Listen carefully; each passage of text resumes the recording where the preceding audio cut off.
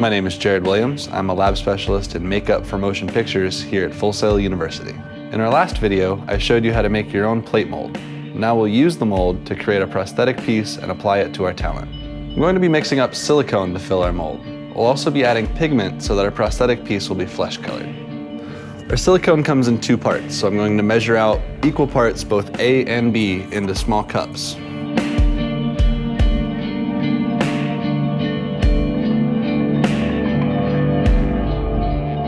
Now I'm going to be adding some flesh tone pigment to our silicone. It doesn't make a difference which part you decide to add the pigment to with your silicone, so long as the two get mixed together thoroughly. Now we'll be combining both parts A and B in a larger cup. We're going to mix the two together, and that'll give us our finished silicone.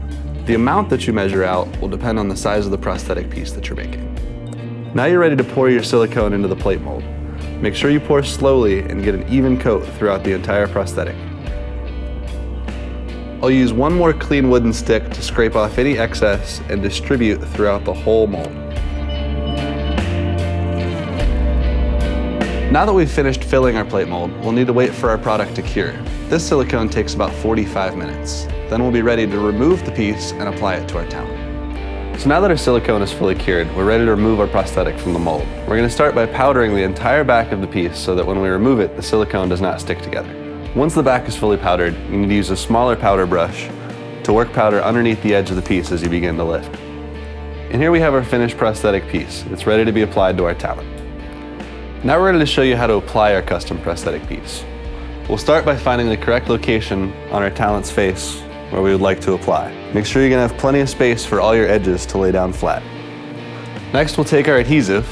I'm going to be using Prosthetic, so I'm going to make sure I shake my adhesive very well. You could also use a skin-safe silicone or any other kind of prosthetic adhesive.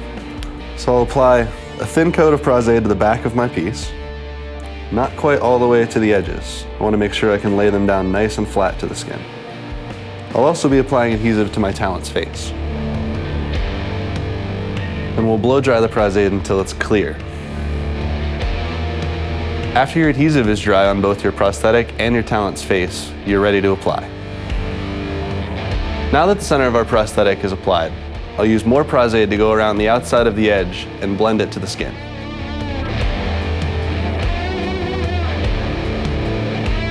I'll blow dry one more time to make sure all of my adhesive on the surface is dry.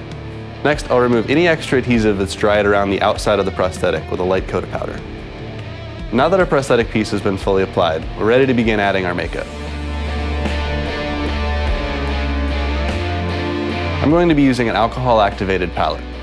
We'll begin by adding a base tone and then moving on to the wound colors.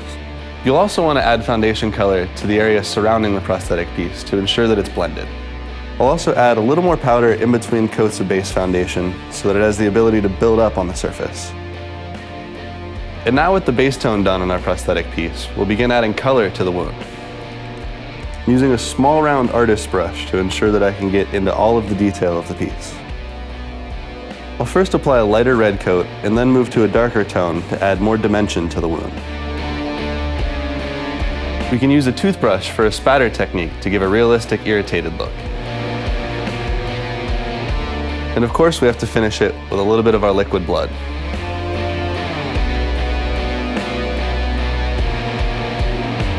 And there we have it, our finished custom prosthetic piece.